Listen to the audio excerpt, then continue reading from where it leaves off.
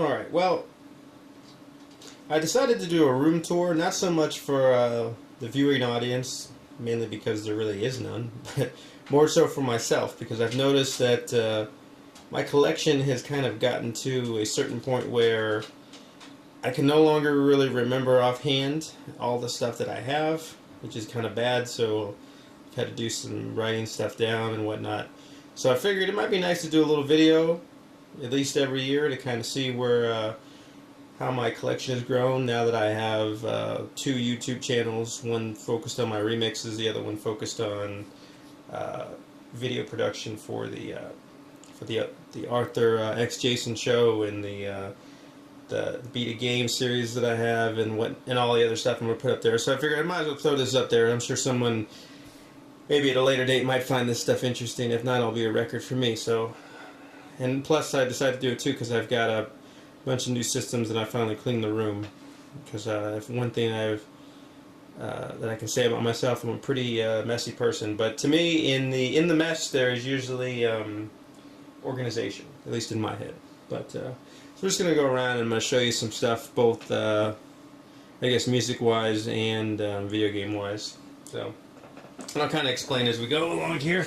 And that earlier was I have quite a few cats. Those two, Max, the Dunst over there, and Dave, the tuxedo cat over there. But anyways,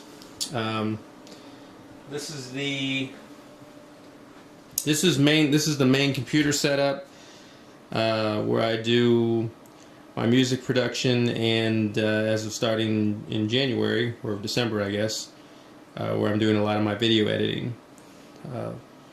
It's a pretty nice little L-shaped desk. Allows me to do a dual monitor setup over there. I think they're both 23 inches. And you can see I've got my amplifier over there as well. And then there's tons of cables and whatnot. This guy, hey, get off there. Get off. Come on, get off there. This guy, Max, was sitting on. That's my my PC that I do my music remixes. I've actually had it disconnected for about a month, mainly because I've been doing all the video editing, and that computer's not really designed to do the in-text graphic kind of stuff that I need. So, but it works really good for music stuff, and it's nice to keep them separate. That way, I'm not junking them both up with the intense software and whatnot. And that computer down there is my main one. It's a pretty nice sized tower that I've had, that I've switched multiple boards in and out through the years. It's got a lot of space for hard drives, which is kind of what I need when doing these video projects. I've probably got 4 hard drives in there that total around maybe 4 to 5 terabytes.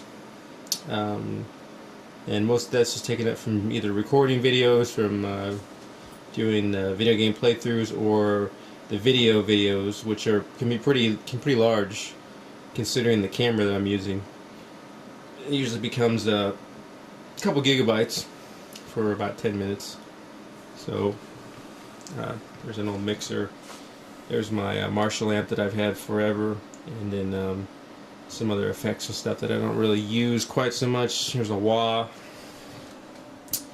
Up here on the desk, this is the left side. This is where I have the speaker set up. You really ideally want to have them set there, but the desk really doesn't allow for those to be up in that position, so it kind of sucks mixing wise because I got to turn my head, which is not the ideal way to do it, but you know, you live with it. And plus, I didn't want to put it necessarily right there because of the window. I didn't want to get that artifact in the sound. Not that the wall is much better, but getting a glass sound when you're trying to do monitoring and mixing is not ideal. That's probably my 3rd pair of monitor speakers. I've slowly moved my way up. I've really liked these Yamahas. They're kind of mid-range price for monitor speakers, unless you get into those real high-end ones. And if you're going to do real high-end stuff, then you might as well have you know, you got to kind of keep the chain of equipment the same, and I don't really have a lot of money invested in that kind of stuff, so those work pretty good. You got those little isolation foams. It also brings them up a little bit more close to the ear level. Oh, we got us on the desk there. There's a bass pod. You don't see those too much. They've kind of integrated those into the new pods that they do now, the Pod HD and then the Pod XL. I think both had the Pod the bass pod integrated. But I picked it up for like 50 bucks, so it was a good find. There's my main pod that I use for recording my tracks nowadays. I used to do a lot of miking on my amplifier, but this one I seem to get more consistent sounds out of, so I use that a lot. That's the 2.0. It's alright. It could be better. I had found an XL at one point, and I was really excited because I got a good price.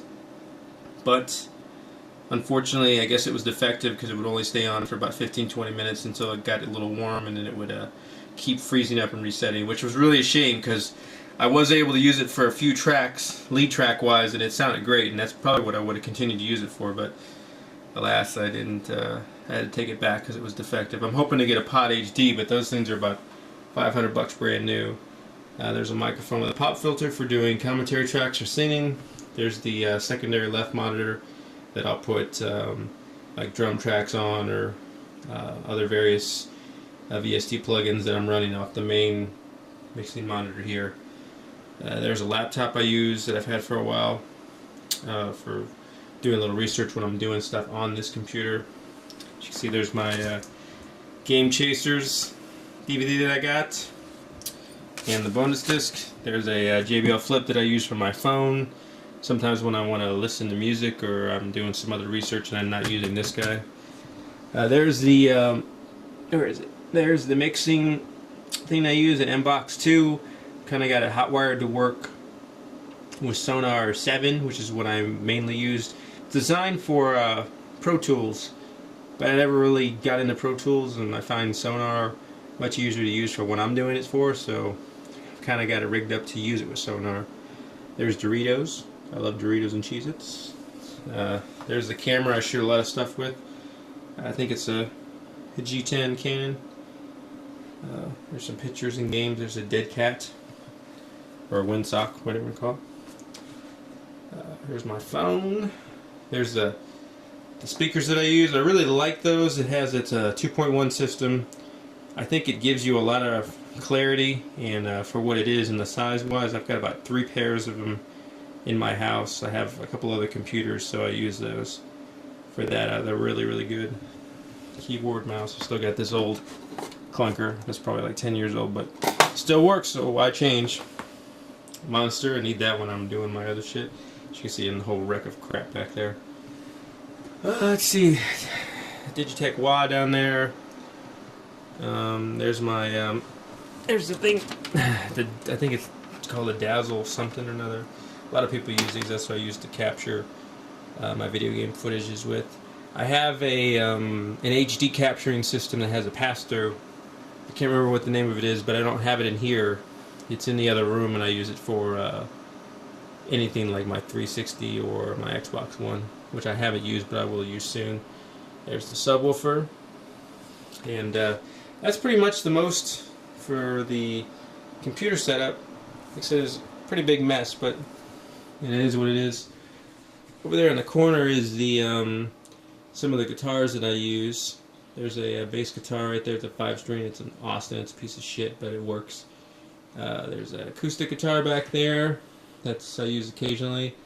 There is my ESP 200, M200, and the main axe is in my bedroom on the wall, and that one is my Music Man first run Mystic Dream without the piezo or whatever the hell you say it.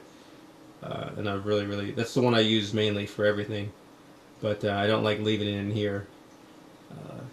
I like to have it close to me. I usually spend a lot of time in my room when I'm not in any other parts of the house. So